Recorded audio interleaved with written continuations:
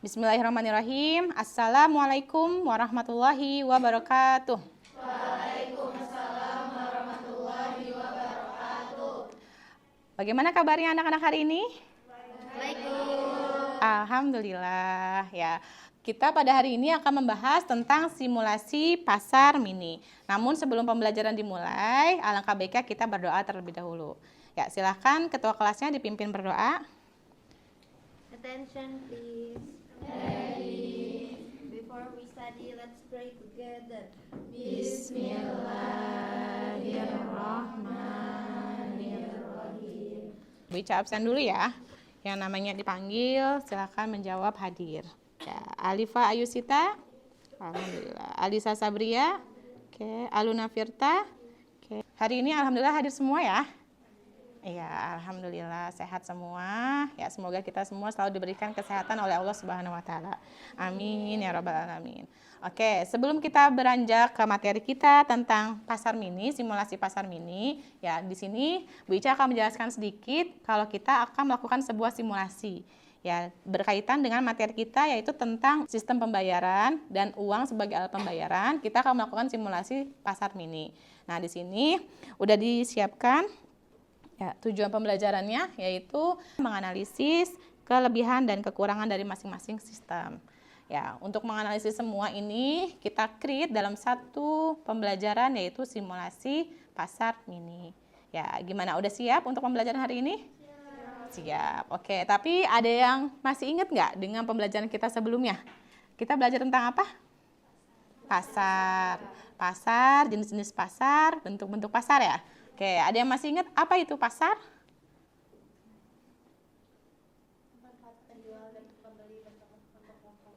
Iya, tempat penjual dan pembeli bertemu untuk melakukan transaksi. Nah, di sini masih berkaitan dengan pelajaran sebelumnya, kita akan membahas tentang uang sebagai alat pembayaran dan juga sistem pembayaran. Nah, sebelum melakukan pembelajaran, kita lihat dulu video berikut ini. Hai teman-teman, pernahkah kalian berpikir bagaimana kita bisa sampai ke titik ini? Di mana kita bisa membeli kopi hanya dengan tap di ponsel? Nah, untuk memahami itu, kita harus mundur ribuan tahun ke masa lalu. Hari ini, kita akan menjelajahi sejarah uang, dari sistem barter hingga mata uang digital. Yuk, kita mulai. Apa fungsi uang dalam kehidupan kita? Coba, siapa yang bisa menjawab? Ya, silakan. Untuk transaksi jual beli barang dan jasa. Ya, biasanya kita menggunakan uang untuk transaksi ya. Kayak misalkan kalian dapat uang jajan dari orang tua digunakan untuk jajan di kantin. Ya, oke. Yang kedua, mengapa sistem pembayaran terus berkembang? Dari mulai barter tadi, terus koin, uang kertas, terus digital. Siapa yang bisa jawab? Ya, silakan.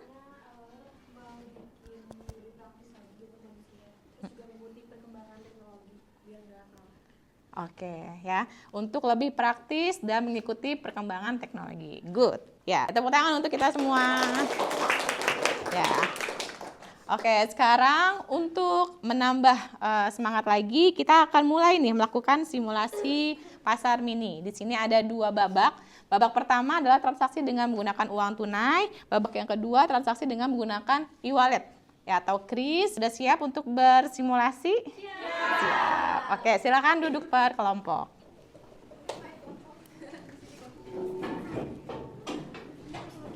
Ini produknya apa aja yang mau dijual? Aku di pensil. Bentar. Ya, silakan disesuaikan ya dengan barang yang kalian punya. Masya Allah, ini lengkap banget ini. Waduh. Oke, ada barcode-nya. Merchant 5 ya. Waduh. Wah, udah ada foto-fotonya ya. Masya Allah. Keren. Udah siap nih berarti untuk melakukan simulasi. Oke, bisa dimulai silakan. Siapa pembelinya? Ini Berdua, ya.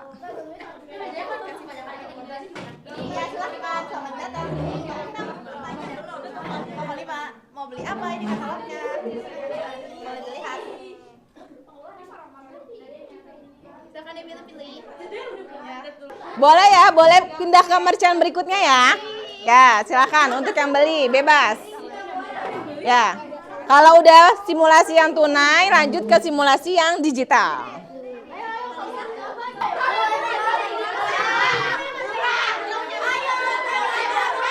Masya Allah, ini benar-benar pasar nih. Rame ya.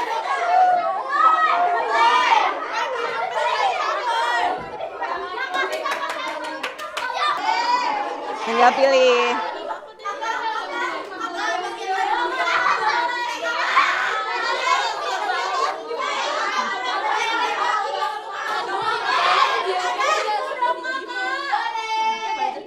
Udah, laku berapa?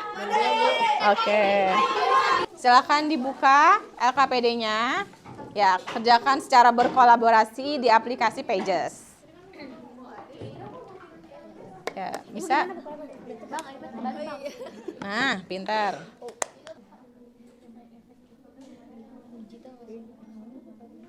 Ya, silakan.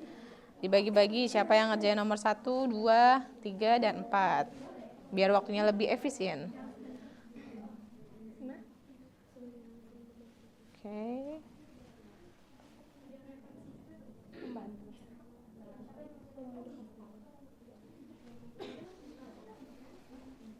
Kelompok ini aman? Oke. Silakan dikerjakan secara berdiskusi. Gimana, udah selesai belum?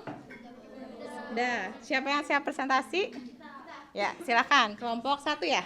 Ya, silakan kelompok 1 presentasi kelompok. Nah, ketika kelompok 1 presentasi, yang lain tolong berikan tanggapannya ya. Assalamualaikum warahmatullahi wabarakatuh. Waalaikumsalam warahmatullahi wabarakatuh. Silakan dari kelompok lain, siapa yang ingin bertanya atau menanggapi? Kenapa privasi terjaga masuk ke dalam kelebihan uang tunai? Iya, pembayaran tunai. Makasih. Aku mau ngejawab pertanyaannya Jasmine. Jadi, karena pembayaran tunai tidak meninggalkan jejak digital, sehingga lebih menjaga privasi pengguna dibandingkan metode pembayaran digital. Ya, ada lagi? Cukup sekian presentasi dari kami. Wassalamualaikum warahmatullahi wabarakatuh. Waalaikumsalam warahmatullahi wabarakatuh. Tepuk tangan untuk kelompok 1. Ya, jawaban yang sangat bagus ya. Ya, tadi dari kelompok 1 lebih prefer ke digital ya? Ya, dari kelompok yang lain gimana? Sama juga atau ada beda pendapat? Oh, sama semua. Berarti semuanya lebih senang menggunakan digital. Oke, ya. Sekarang kita akan melakukan refleksi pembelajaran. Ya. Sistem mana yang menurut kalian paling efektif dan aman? Efektif dan aman ya. Tadi kalian pilihnya digital, tapi apakah benar menggunakan digital itu akan aman? Coba. Bagaimana pendapat kalian? Efektifannya lebih efektif uang digital karena lebih fleksibel dan efisien untuk waktunya, tapi kalau untuk keamanannya kayaknya masih sama, masih 50-50. Kayak bukan berarti uang digital bisa 100% aman, tapi bukan berarti uang tunai juga bisa 100% aman. Jadi kayak sama untuk keamanannya. Keamanannya sama, 50-50 ya. Oke, terima kasih. Tepuk tangan. Ya. Oke. Kalau sekarang orang-orang lebih suka yang simple. Ya, cukup satu kartu atau satu HP? Satu HP apa satu kartu? Satu HP. Di HP udah ada GoPay, ya kan? Udah ada apa lagi? Dana, apa lagi? ShopeePay, ya, dan lain sebagainya. Belanja tinggal ya scan, ya, belanja tinggal scan. Tapi di situ harus kita antisipasi juga, jangan sampai kita terkena penipuan, ya kan? Atau jangan sampai kita boros karena dikit-dikit scan, tahu-tahu uangnya habis. Ya, tadi kita udah membahas tentang sistem pembayaran dan uang sebagai alat pembayaran. Nah, sekarang kita akan menyimpulkan tentang kegiatan kita hari ini. Siapa yang mau memberikan kesimpulan tentang pembelajaran hari ini? Jadi kesimpulan hari ini kita dapat belajar pengertian uang dan bentuk-bentuk ya pembelian transaksi yang ada digital dan tunai. Habis itu kita juga tadi cara ya simulasi cara pembayaran digital gimana, tunai gimana, terus jadi penjualan juga gimana. Habis itu kita juga jadi tahu kelebihan dan kekurangan dari digital dan tunai gitu loh guys. Oke, tepuk tangan. Ya, ada banyak ilmu baru yang kita dapatkan hari ini ya. Ya, dan pastinya dalam menggunakan uang ini kita harus tahu batasan, jangan dihambur-hamburkan uangnya.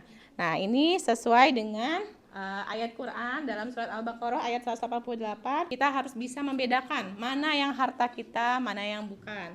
Ya, adanya dompet digital bikin orang melakukan banyak penipuan. Berarti hal itu tidak boleh kita lakukan. Dan ketika kita bertransaksi kita harus jujur. Ya, beli produk apapun harus jujur. Kalau jualan pun harus jujur. Kalau produknya emang ada cacatnya berarti bilang ada cacatnya. Ya, jangan ada penipuan ya. Kalau misalkan sekarang juga ada yang namanya pembayaran bilangnya udah dibayar padahal itu bukti palsu. Nah, itu tidak boleh. Ya, kita harus ingat bahwasanya semua yang kita perbuat itu akan dipertanggungjawabkan kelak. Ya, dari Bu Ica cukup untuk hari ini ya. Nanti pekan depan kita akan membahas tentang lembaga keuangan. Tolong dibaca lagi bukunya ya. Kita tutup pertemuan hari ini dengan baca hamdalah. Alhamdulillahirabbil alamin. Dan doa kafaratul majelis. Subhanakallahumma wa bihamdika asyhadu an la ilaha illa anta astaghfiruka wa atubu ilaik. Wassalamualaikum warahmatullahi wabarakatuh.